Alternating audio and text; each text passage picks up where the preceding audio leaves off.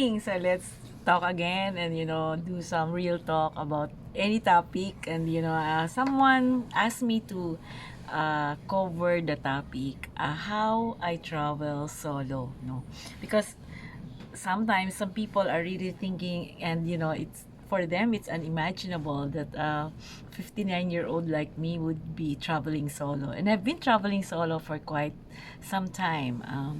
I've traveled in the Philippines for so many times and in so many occasions that I travel solo.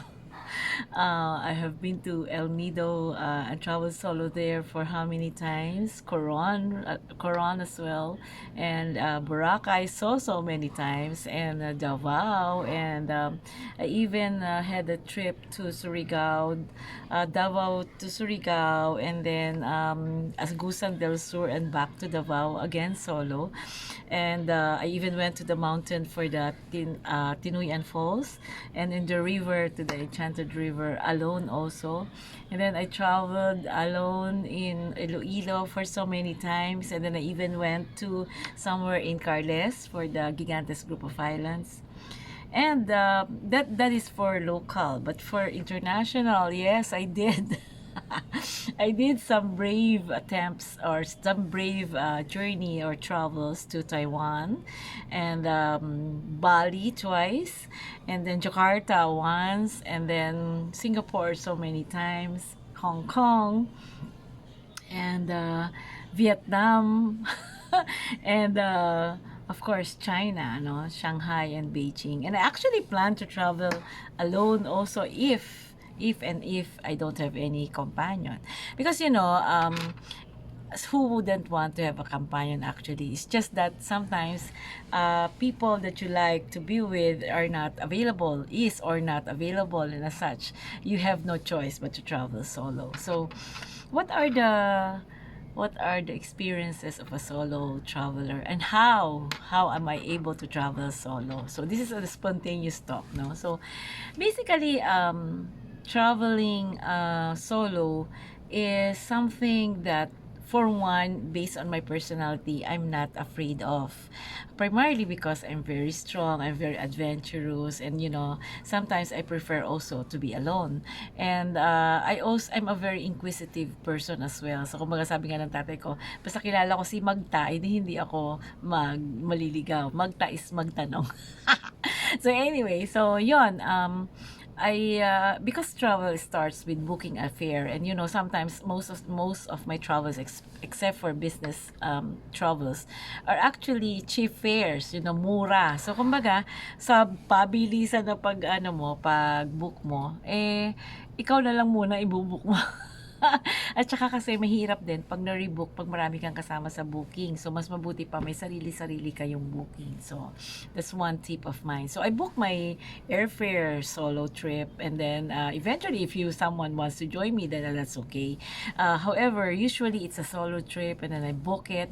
Then after that, I will save for that particular trip, and then a few weeks I will secure the visa, and a few weeks I will of course, when you secure the visa, then you have to have your accommodation, no? So so far I'm okay in so far as solo is traveling is concerned.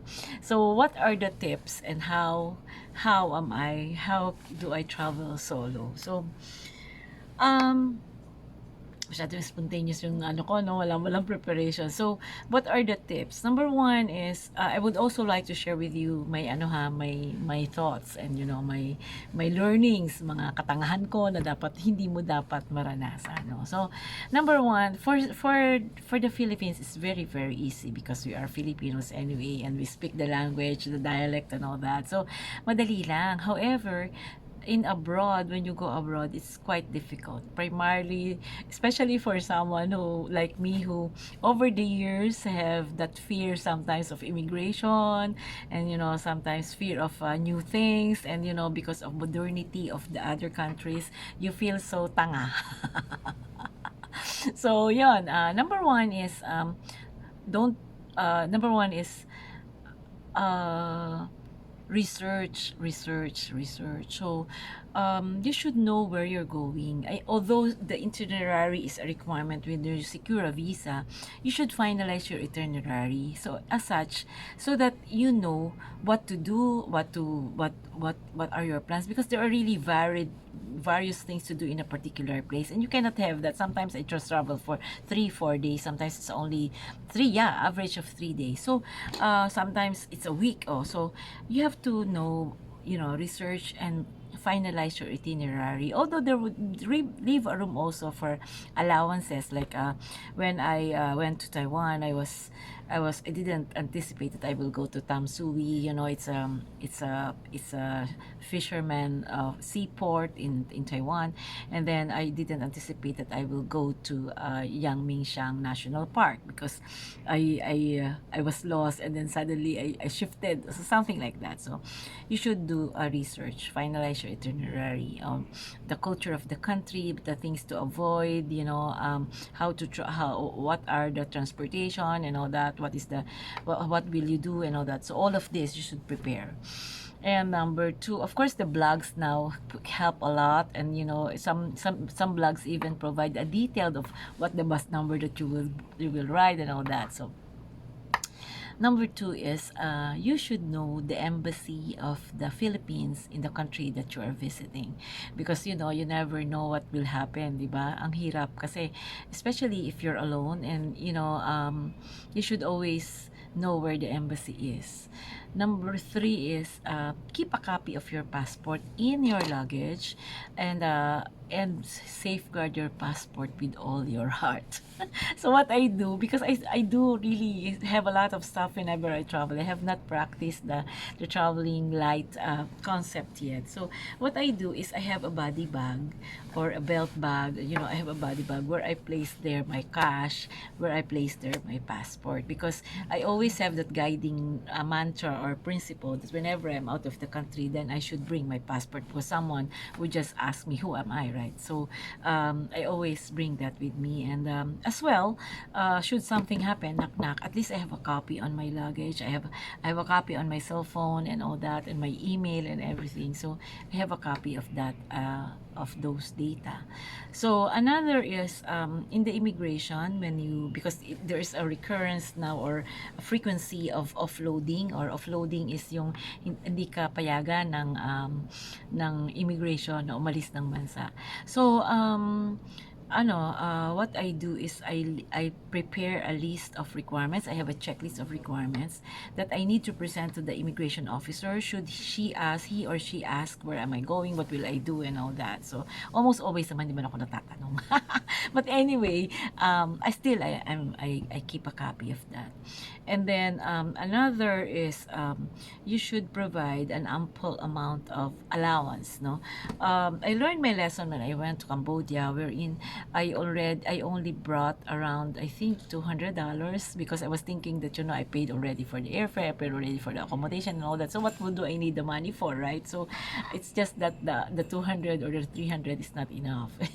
Actually, I'm not traveling solo at the time pala. I was with my classmate. But still and all, having learned from that particular incident, I learned that I should bring cash to the country where I'm going to, especially me who doesn't have a credit card. So I make sure that I have an extra cash to for any eventuality, and everything. So that's why, although I prefer to travel very, very budget wise or budgetarian, still and all, I'm ready in the event that I need to check into a more expensive hotel and all that. So yon. Another is be aware of scams, no? Kasi maraming scam. As in, sa Shanghai, merong tea scam. Sa Vietnam, merong taxi scam. Kasi sa Vietnam, milyon-milyon ba ang pera? Minsan nalilito ako. Sa Bali, meron din daw, although I haven't experienced it, is the parang exchange rate scam or something. So, maraming scam. So, in short, wag nyo na i-judge ang Pilipino, kasi marami ring mga iba namang bansa na gano'n. So, ang gagawin mo na lang is to take care and, be cautious and, protect yourself and avoid those situations. No? Another is be friendly with other tourists. In fact, I have so many friends that I met in my traveling of solo. But be also cautious for other people that probably would have another interest in you, another vested interest in you. So like me, I'm a lady, and I tend to be bubbly and all that. So I don't want them to have an impression that I'm going there for an agenda or something. I'm just there to really do my vacation. So um, especially, like, for example, another tip is, if you're going to a remote place like El Nido, wherein it's a 6 hour or 5 hours trip to Puerto Princesa, you don't want to be caught in a place wherein you will be sick, right? So in that case, I also avoid food that I probably might have some weaknesses. Like for example, sashimi, sushi and all that, ina-avoid ko yan kasi hindi mo malam kung anong mangyayari, di ba? Yung mga tubig na hindi mineral and all that. So ina-avoid ko yan. So I make sure that, I protect myself whenever I go solo. And then another is bring keys, and locks on your locker, because sometimes there are occasions that I nagtitipid ako, so I travel and I stay in hostel. And in Spin Designer, for example, in Palawan, we are four in a room, and co-ed pa nga yun eh. So, in short, hindi mo alam kung sino maging kasama mo. So, you better protect yourself. But luckily, I'm okay naman. My companions usually are professional. So, yun. Another is the medicines. Especially if you're going to the other countries, I suggest that you bring your medicines, the maintenance medicine, all that. Kasi it's not easy in some countries, they're very strict in so far as prescription is concerned. So, you cannot readily buy an antibiotic there, or even a simple analgesic. You cannot readily buy that. So and sometimes it's not even available. So ano sasabihin mo doon? Pamili po ba yung Jessic? So it's not really available, and sometimes the ano is written in Chinese, and so you cannot really decipher or understand. So yun, yun yung mga tips ko. And ako, whenever I go to another country, even if I'm solo or what, I don't eat low food from here. Ibig sabihin, I don't eat Jollibee there, Jollibee branch and all that. No, I don't. It's just sometimes lang napipilitan lang, pero usually hindi. Ang ginagawa ko, kung ano yung pagkain sa Bangkok, yun ang kakainin ko. Ano yung pagkain sa Taiwan, yun ang kakainin ko. Kaya nagsawa ako ng milk tea doon. So yun, and suggest also that avail of free tours, kasi libre naman siya and professional run naman siya. And also I suggest you allot also a budget for some extra lang na medyo high-end na tour. Like for example, when I went to Taipei, I went to Taipei 101. Some don't go there because there is a certain budget, about 1,000 yata. And then when I went to Shanghai, I went to Shanghai Tower because it's the second highest tower in the world next to Burj Khalifa. So, I want to experience that, because from the distance, ang ganda, ang laki, sabi ko nga lang. So, talagang tinawid ko yon para lang ako makarating doon. So, yun.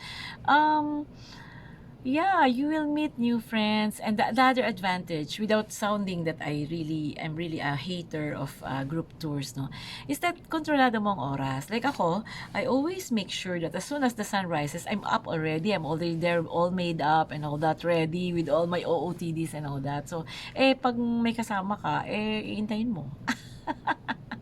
Tapos, hindi rin kasi ako maarte. So, kumbaga, pagdating doon, wala. Kailangan live with the locals. Huwag kang masyadong maarte kasi baka maiba yung tingin sa'yo. Baka nga alaman nila, kala nila mayaman ka, di ba? Or maiba, ano sila, parang ang lakas naman ng arrival to. Parang ganyan. So yun, another is, kumbaga you embrace the culture and you make friends with people. And like when I travel to I think Tinoan Falls, imagine ang situation kasi doon is from Bislig you have to travel via maliit lang kasi yung daan, pero kasya naman yung van, kaya lang mahal kasi solo nga ako. Nakasakay ka lang sa motor na motorcycle.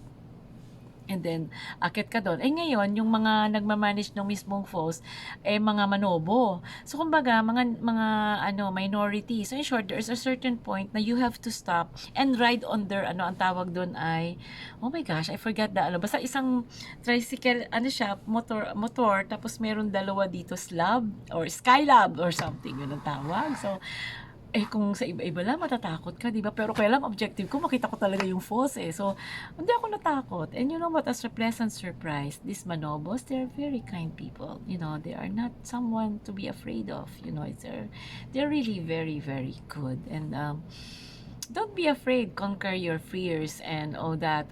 Like when I went to San Agustin, Surigao del Sur, because I have to be back to Davao at 5 o'clock. So you can just imagine my rush that I should finish the tour. So I rented the whole boat, and you know I'm with I think 3 boatmen, and you know they even acted as my photographers and all that. So believe in the kindness of people as well. However, you pray also for protection and discernment, no? Kasi hindi mo rin naman alam ba, lalo na sa abroad. My gosh, in China, it's really a challenging one for me, but I don't naman regret doing that. It's just that kulang ako sa research, but I really love my stay, especially in Shanghai.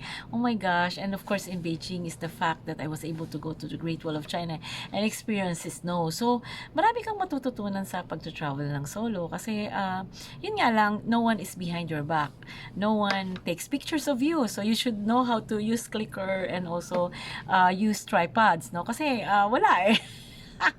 Mag-isa ka lang doon, di ba? So, yun. Pero hindi. Ang isa pang advantage doon is katulad ko, ang dami ko talagang katangahan. As in, kalibasa hindi nga ako nagre-research. And sometimes, I'm too trusting on people also, no? Kasi, halimbawa, ito po, malapit sa ganyan, ganyan. So, ako naman sumusunod, hindi pwedeng ganun. Kailangan reliable yung source mo.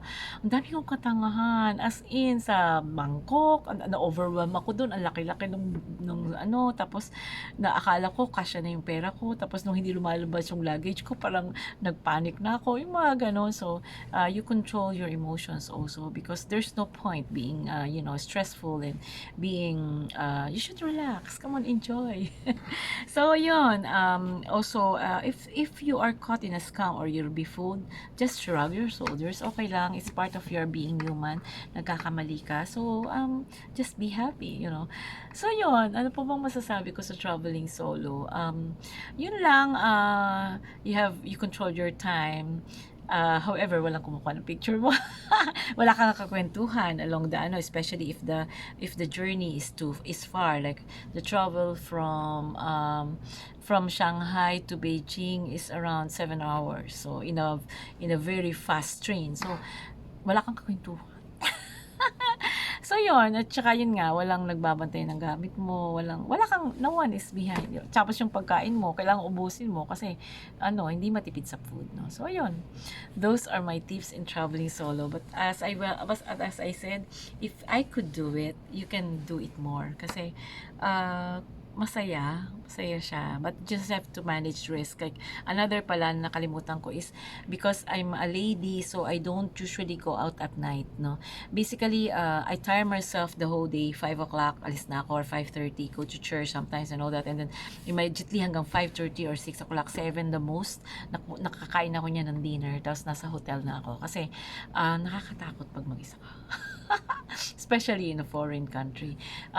Sometimes lang I want to see the nightscape, no. So yon, minsan I did that, I think in Jakarta, but I was with my office mates. But other than that, hindi mo ako mapapalabas ng gabi, kasi nga I'm traveling solo. So kung siguro may kasama ko, di magdi-dinner kayo, or explore the nightlife. Wala nga eh. So that's why those are actually the disadvantages as well. So that is, everyone, I hope that you learned from my blog of how to travel solo.